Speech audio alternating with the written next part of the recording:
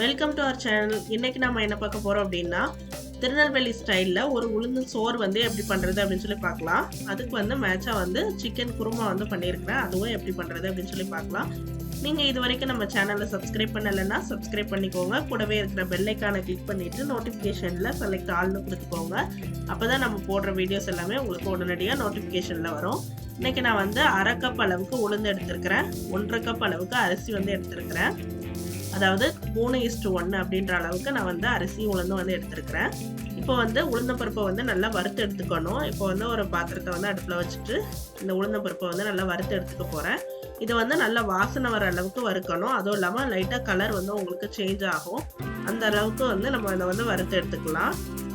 இப்போ நம்ம எடுத்து வச்சுருந்த அரிசியும் உளுந்தையும் வந்துட்டு நல்லா கழுவிட்டு ஒரு 1/2 மணி நேரம் வந்து ஊற வச்சுக்கலாம். இப்போ வந்து இன்னொரு அதே பாத்திரத்தில் வந்துட்டு 1/2 டீஸ்பூன் அளவு வெந்தயம், 1 டீஸ்பூன் அளவுக்கு ஜீரகம் வந்துட்டு ஆட் பண்ணிட்டு நல்லா வறுத்து எடுத்துக்கலாம். இதுவும் வந்துட்டு நல்லா வாசனை வர அளவுக்கு நல்லா வறுத்துக்கோங்க. இதுக்கப்புறமா நம்ம வந்து ஒரு பாத்திரத்தில் வந்து நான் வந்து தண்ணி வந்து கொதிக்க வச்சிருக்கிறேன். அது கூட வந்துட்டு ஒரு 1/2 டீஸ்பூன் அளவுக்கு நல்லெண்ணெய் வந்துட்டு ஆட் பண்ணியிருக்கிறேன். ஏன்னா வந்து அரிசி வந்து கொஞ்சம் வந்து ஒட்டாமல் வந்து உதிரியாக வரும் அப்படின்றதுக்காக. இது வந்து நல்லா கொஞ்சம் ஹீட் ஆயிடுச்சு. இதுக்கப்புறம் வந்து இது கூட வந்துட்டு நம்ம வறுத்து எடுத்து வச்சிருக்கிற ஜீரகமும் வெந்தயத்தையும் வந்து ஆட் பண்ணிக்கலாம். இது கூடவே வந்துட்டு 2 பெரிய பூண்டு வந்துட்டு நான் வந்து உரிச்சு எடுத்து வச்சிருக்கிறேன். இதையும் வந்து ஆட் பண்ணிக்கலாம். இப்போ வந்து நம்ம கழுவி ஊற வச்சிருந்தா அரிசியும் உளுந்தையும் வந்துட்டு இது கூடவே வந்து ஆட் பண்ணிக்கோங்க. இப்போ வந்து இந்த சாதத்துக்கு வந்து தேவையான அளவுக்கு உப்பு வந்து ஆட் பண்ணிக்கலாம். நான் வந்து 2 டீஸ்பூன் அளவுக்கு உப்பு வந்து ஆட் பண்ணியிருக்கிறேன். தூள் உப்பு தான் வந்து ஆட் பண்ணியிருக்கிறேன். கல் உப்பு ஆட் பண்ணனாலும் கூட நீங்கள் இந்த டைம்லேயே ஆட் பண்ணிக்கோங்க. அந்த தண்ணியோட கரைஞ்சி நல்லா வந்து வெந்து வந்துடும். இப்போ வந்துட்டு இதை வந்து ஒரு மூடி போட்டுட்டு நல்லா கொதிக்க விட்டுறலாம். ஓரளவு கொதிச்சதுக்கு அப்புறமா நீங்கள் வந்து மூடியை வந்துட்டு பாதியாக வந்து வெளியில திறந்து வச்சுக்கோங்க. இதுக்கு வந்து மெயினாக வந்து கருவேப்பிலை வந்து ஆட் பண்ணிக்கோங்க. இன்னும் வந்து நல்ல டேஸ்ட் வந்து நல்லாயிருக்கும், வாசனையும் நல்லாயிருக்கும். இப்போ சிக்கன் குருமா பண்ணுறதுக்கு ஒரு பாத்திரத்தில் 2 டேபிள் ஸ்பூன் அளவுக்கு கடலெண்ணெய் வந்து ஆட் பண்ணியிருக்கிறேன். இந்த எண்ணெய் வந்து நல்லா ஹீட் ஆனதுக்கு அப்புறமா சோம்பு அதாவது பெருஞ்சீரகம் வந்து ஆட் பண்ணியிருக்கிறேன். அது நல்லா பொரியட்டும். இதுக்கப்புறமா வந்து ஒரு பெரிய வெங்காயத்தை வந்து சின்ன சின்னதாக கட் பண்ணி ஆட் பண்ணியிருக்கிறேன். இது கூடவே வந்து 2 பச்சை மிளகாய் ஆட் பண்ணியிருக்கிறேன். இது எல்லாமே வந்து நல்லா வதங்கட்டும். இப்போ வந்து 1 டேபிள் ஸ்பூன் அளவுக்கு இஞ்சி பூண்டு வந்து நல்லா தட்டி வந்து ஆட் பண்ணியிருக்கிறேன். இந்த மாதிரி செய்யும் போது வந்து நல்லா கல்லில் வந்து தட்டி நீங்கள் ஆட் பண்ணும்போது ரொம்ப டேஸ்ட்டாக இருக்கும்.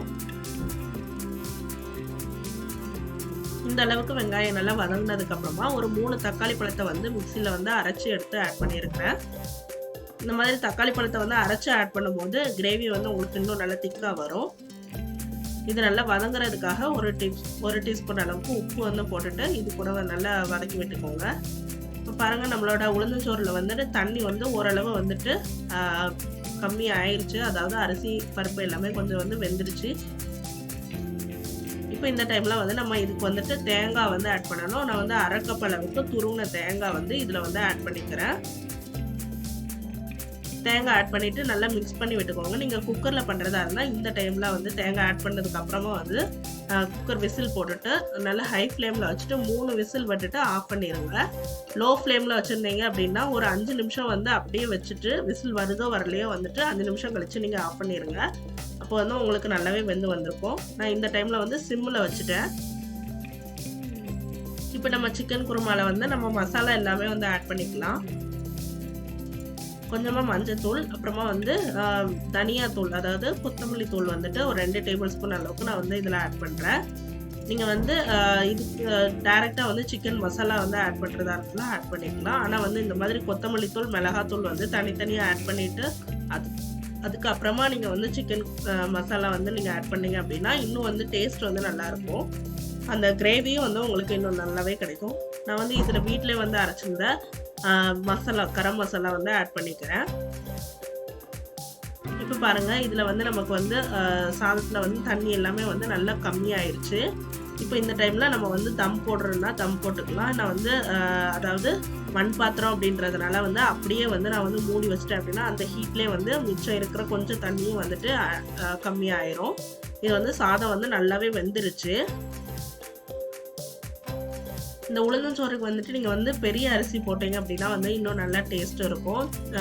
எப்போதும் நம்ம நார்மலாக வந்து வீட்டுக்கு யூஸ் பண்ணுற அரிசியை விட கொஞ்சம் பெரிய அரிசி, அதாவது இட்லி அரிசி சைஸுக்கு இருக்கும்.